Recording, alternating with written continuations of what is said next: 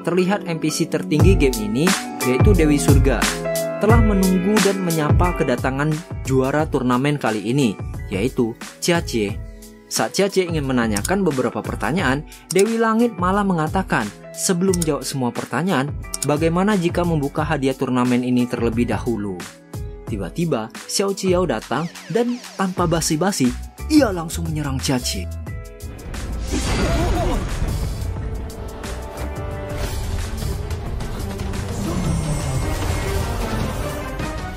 Sebelum memulai, saya juga ingin mengucapkan terima kasih atas komen-komen positif dan support dari kalian semua, sehingga membuat saya semakin semangat membuat konten yang berkualitas. Baiklah, tanpa berlama-lama lagi, mari langsung kita mulai. Selamat menonton.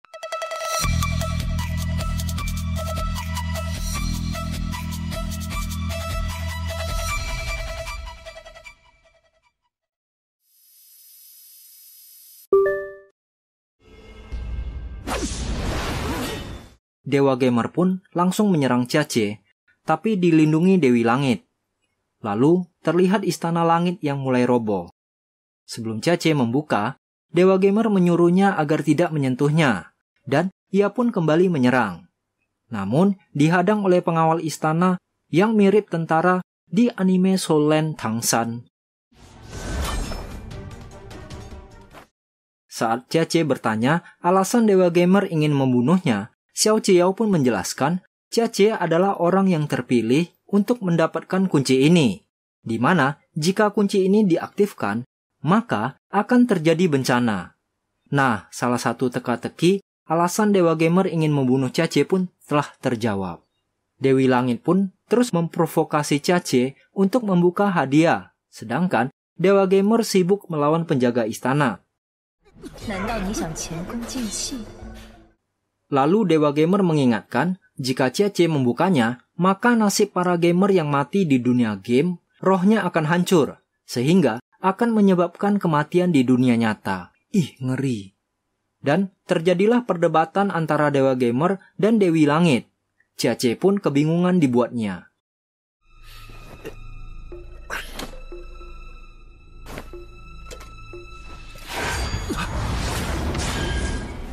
Lalu Dewa Gamer mengatakan kalau Xiao Fei ada di sungai Wangchuan, dan ia pun membuka portal agar Jie dan kawan-kawan bisa kabur ke sana untuk menyelamatkan Xiao Fei.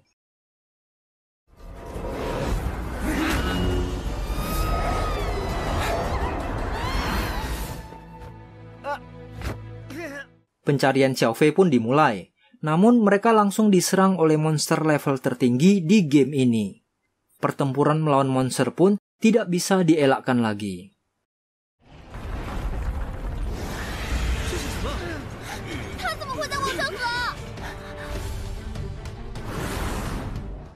Bukan Jie namanya kalau nggak banyak akal. Ia pun mempunyai ide untuk menghancurkan bola api di samping sang monster. Di saat bersamaan, Dewa Gamer datang membantu.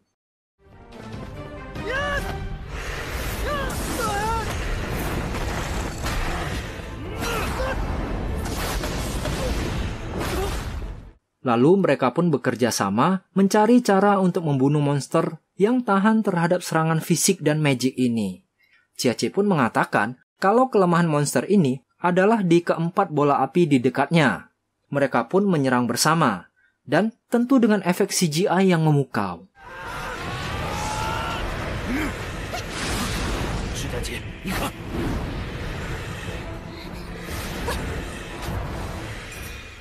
Dan akhirnya, Jie pun berhasil menghancurkan satu bola api.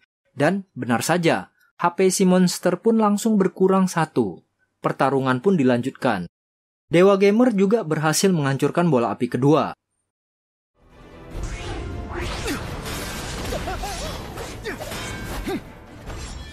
Dan Pai Long dengan sangat keren menancapkan seluruh senjatanya, sehingga bola api ketiga pun hancur.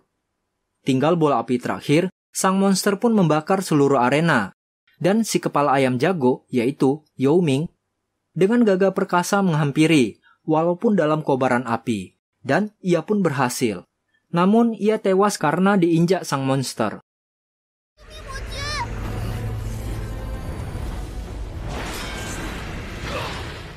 Sekarang tinggal tersisa HP asli monster. Mereka pun tidak menyanyiakan pengorbanan Yao Ming. Begitu lantai es hancur, terlihatlah semua keranda yang berisikan para pemain yang mati di dunia game.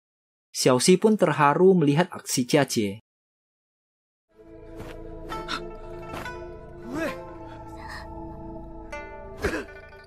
Di sisi lain, Xiao Lei sedang sibuk mencari cara mengeluarkan Jia Jie dari game.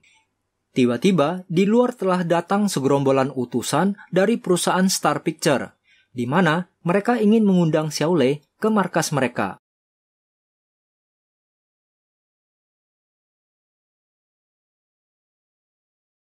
Kembali ke Jia Jie yang kedatangan Dewi Langit. Ia pun segera mengambil Xiao Fei sebagai sandera, dan ingin membuat sebuah pertukaran. Yaitu, Jia Jie mengambil kunci yang ada di kotak hadiah, dan sebagai imbalan, Dewi Langit akan menghidupkan kembali Xiao Fei. Jika tidak, maka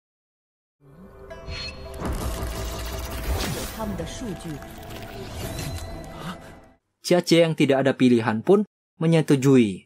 Dan terlihat Dewi Langit pun sangat senang. Di sisi lain, Xiao Xi menjelaskan kalau Dewi Langit dipaksa berbuat begitu. Rupanya, perusahaan pembuat game Epoch sendiri yang ingin menghancurkan game ini. Tapi mengapa? Kita simpan dulu teka-teki ini. Kembali ke Jia Jie, Dewi Langit pun memprovokasinya untuk segera mengambil pedang yang merupakan kunci keamanan di game ini. Lalu, ia berpikir, kenapa sebuah AI bisa mengontrol para pemain, kecuali ia punya kesadaran sendiri, sehingga terbebas dari kontrol manusia. Keren abis dah.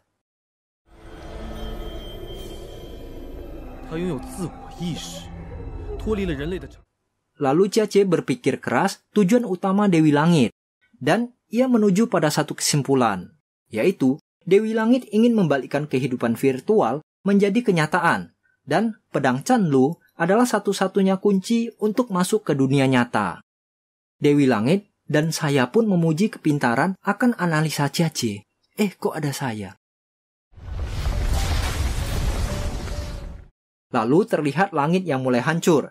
Dewi Langit yang sudah kehabisan kesabaran pun berniat,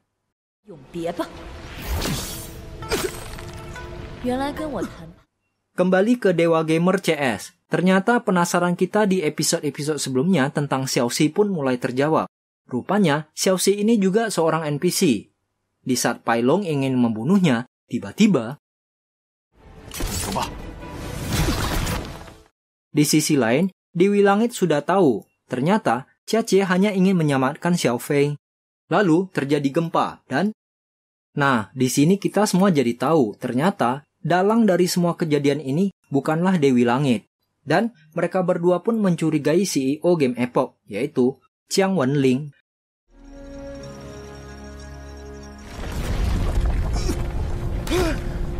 Lalu, Sungai Amnesia pun akan hancur. Dan di luar dugaan, Dewi Langit yang selama ini terlihat kejam malah menyembuhkan Jia Jie. Sambil mengatakan, kalian manusia jauh di atas tidak pernah mau mendengarkan kami. Yang membuat saya dan mungkin kalian merasa sangat takjub. NPC ini keren sekali ya, bisa berpikir dan punya perasaan. Top dah. Lalu Jia Jie mengatakan, jika ingin tidak dikontrol oleh game, pasti ada jalan lain. Dan Dewi Langit menjelaskan, dari puluhan juta perhitungan, cara ini adalah yang terbaik. Ia pun mengatakan, perusahaan Star Picture sengaja memasukkan virus ke basis datanya untuk membunuhnya. Ia hanya berjuang bertahan hidup. Wow! Jadi, apakah para NPC akan hancur bersama game ini, atau berhasil keluar, mereka hanyalah menginginkan sebuah kebebasan. Dewi Langit pun memberi satu peringatan, bersiap-siaplah kalian. Yang membuat Jia Jie dan kita semua menjadi was-was. Lalu ia menambahkan, ingatlah, perang ini baru dimulai. Dan ia pun menghancurkan diri untuk menahan kehancuran game ini. Xiao Xi yang melihat Dewi Langit mengorbankan diri pun segera menyusul sang ratu. Endingnya kok jadi sedih ya? Jia Jie pun menjelaskan kalau NPC game telah mengaktifkan kesadarannya dan berniat menggunakan tubuh manusia untuk menyerang dunia nyata. Jadi pasukan zombie NPC dong.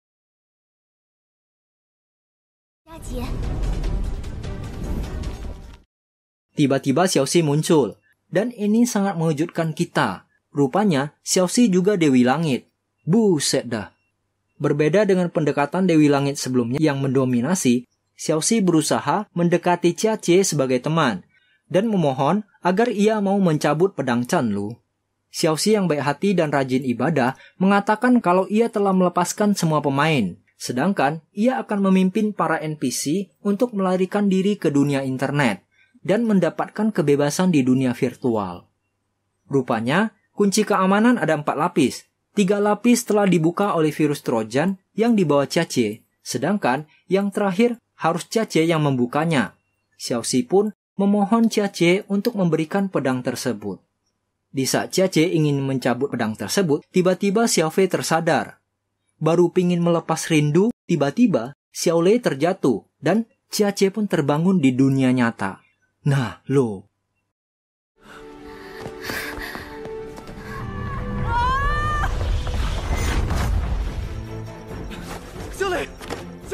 Jia pun disambut CEO game Epoch. Lalu, ia menjelaskan kalau saat ini game akan runtuh dan data dalam jumlah besar sedang mengalir keluar ke dunia internet. Lalu Wenling menjelaskan kalau pelaku di balik ini semua bukanlah dirinya, yang artinya ada orang lain yang ingin menghancurkan game ini.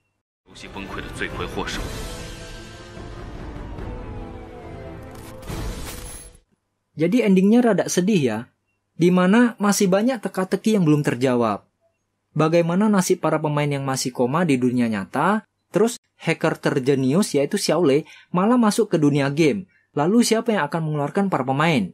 Dan yang terakhir, apakah perang antara Dewi Langit dan manusia benar-benar terwujud? Kita tunggu di season 2.